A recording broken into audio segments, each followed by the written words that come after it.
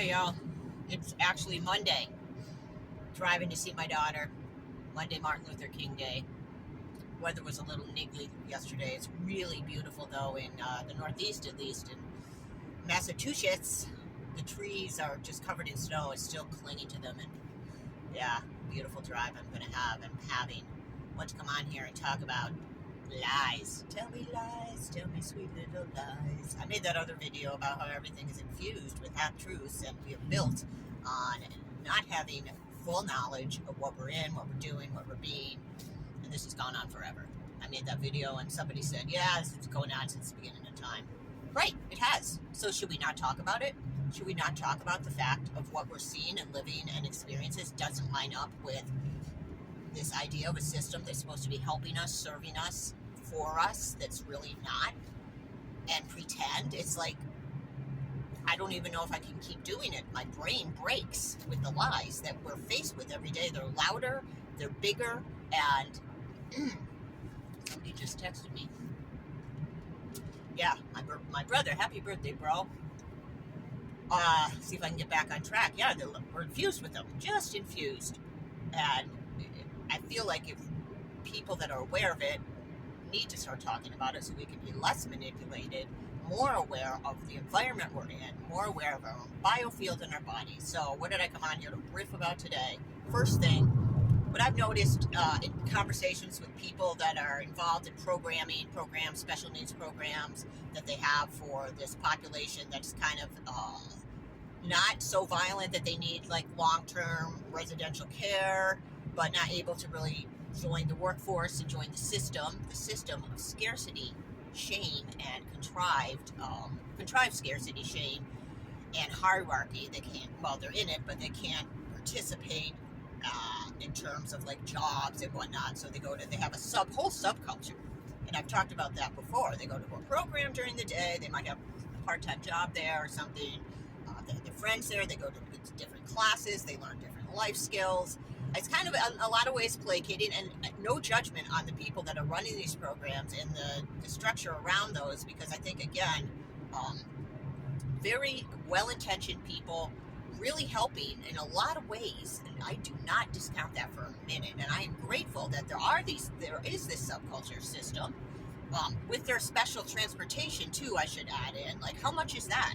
Have you ever like seen all the special needs minivans and different types of vehicles that drive around transporting this population, not only to school, through school, but after that they have to have transportation because people work, and they cannot just let a human just sit around all day with nothing to do.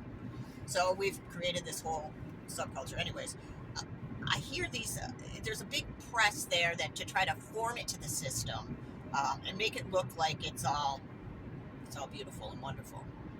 But I hear this diagnosis of schizophrenia from people that I know that are involved in these programs, like so-and-so has schizophrenia, and they were hearing voices, and I'm like, huh. And I've heard it more than once. That's new. I don't remember hearing that diagnosis. That's really extreme. And from my understanding, and I am no expert, there's a lot of extreme trauma that's involved, disassociation, really probably trying to cope in ways that are not part of the system, like hearing voices, and it gets medicated, extremely medicated, and there are people that are grateful for that because they don't want to be hearing voices. But I'm wondering, how a person that has like a developmental disability that gets diagnosed with schizophrenia, that's just a real death sentence in terms of their soul to me, because they're locked up in they're probably, there's something in their biofield that is causing them to express in ways that are scary and outside the norm, and probably on a whole ton of medications too. So they're like locked in. And I really truly believe, as we're finding out, a lot of the individuals diagnosed with disabilities, cognitive in particular, are intact. They are in there, which is really a horrific thought to sit with, to know how restricted they are and how they're watching us go about our life la-ti-da, because we got the gift of being able to function in the system, which I don't know whether that's a gift or not, but um, I'm just watching and observing and wondering and talking about what I'm seeing, because I feel like if we don't talk, we're more easily manipulated. And are we just going to keep going forward with the lies, the building on lies? I think more and more people are seeing through the cracks, but we're bought. We're also bought. We're very comfortable. Things are very convenient. And to go against the grain and try to extract yourself from these systems of care is nigh impossible. And you can see it being built with the precision medicine and healthcare 4.0 coming in, particularly for, say, just for example, the developmentally disabled who've been railroaded, hobbled by God only knows how many factors, including the Haxine-Aronaruskis. They're data mills. They're providing huge amounts of data on consciousness and what happens if you do A, B, C, or D, take A, B, C, or D medication.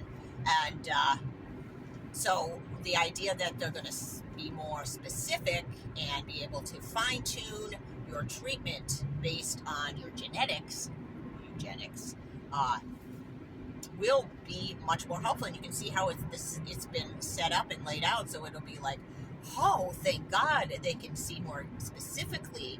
You know, they're gathering data and from all over and all your records in one place. And now that they've been under our skin for over 30 years, harvesting us and extracting our data, a digital twin profile for someone with a disability that they can treat with this new electronic medicine is going to look a lot better. It will give better results in some ways, but you're chaining yourself more mechanically. And this is how, we think there's going to be this big thing that happens. Maybe there's all this fear about Jesus coming back, or not fear about it, but these stories about some big event and whatnot. And I think it's this slow drip, drip, drip, and this pull away from ourselves and what we're seeing and knowing and observing, like kind of making us all schizophrenic. We can't really talk about what we see in the system, what a lie it is, because we have to go into the system, work with people that work in it, and realize that they are very human too, and it's like breaks your mind when you see the cracks and you realize that it has been built for years on lies, by humans betraying each other, not able or not willing to get down to the niggly deep truths of who we are and why we're here. And I'm not saying I have all the answers or any of them. Just speaking about it is such a relief, being able to come on here and talk to y'all and get it out. So it's a form of me casting off the manipulation that said, no, you shouldn't go talk about that. Why would you do that? Why aren't you being more productive? Why aren't you serving the system better? Why are you not able to make your own mark within this realm or whatever? There's a lot of people like me that have tried and tried and tried, and gone through thing after thing after thing, and eventually realizing it's not so much them, but it's the structure, and it's what they know about themselves and who they are and their divinity as free-range humans. So that's a lot. That's a big mouthful. Am I even filming? I hope so. Oh, I am. Okay. I'm going to wrap it up, but stay aware, keep watching, talk about what you see, think, feel, hear. Remember that things are built on lies for years and years and years. The Rockefeller medicine is not giving you access to your whole being, your whole biofield. It's a narrow little piece of it that we've been taught is how we're supposed to see everything through this lens of physicality. So one more reminder, watch these diagnoses. I know they might be important tools in the realm, and we need to use the language of the realm, but what is it really? What are we talking about here? What do you see?